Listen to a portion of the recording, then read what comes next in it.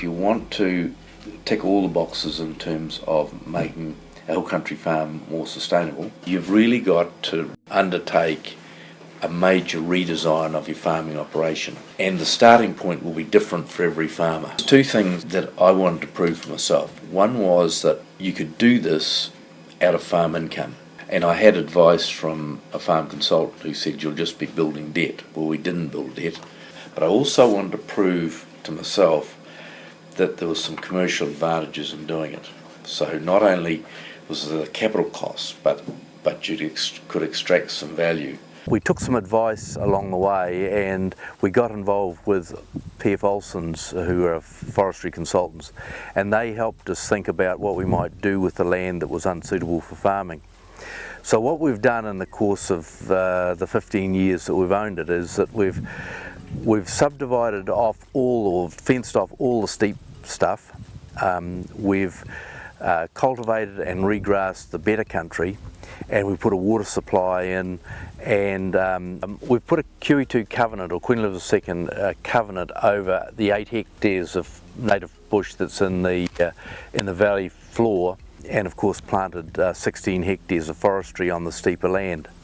And we've subdivided the better land, or the pasture land, into 5 different paddocks. Prior to doing what we've done, we calculated how many stock this area was running simply by counting the number of sheep that we were running on it, and we were running 380 used stock units.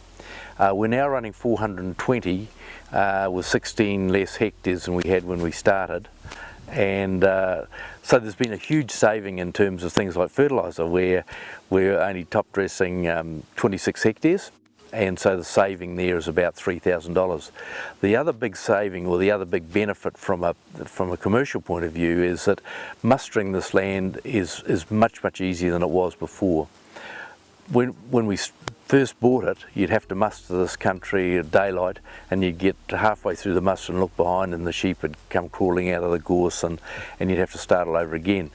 So it's now possible to muster any one of these paddocks, or all this block, in probably half an hour if we had to. Of course, conservation and environmental benefits are enormous from doing something like this. This country was prone to slipping. The streams running up the main course of the valley was erosion prone. It was channeling out some 3 metres by 3 metres in places.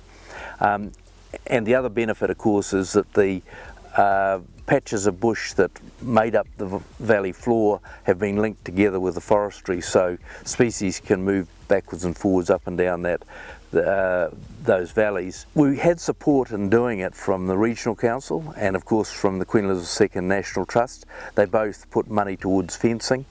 So you've got to be able to extract value out of it, and so you need to think about it in terms of doing a redesign that makes the farm more profitable, as well as doing the other bits and pieces.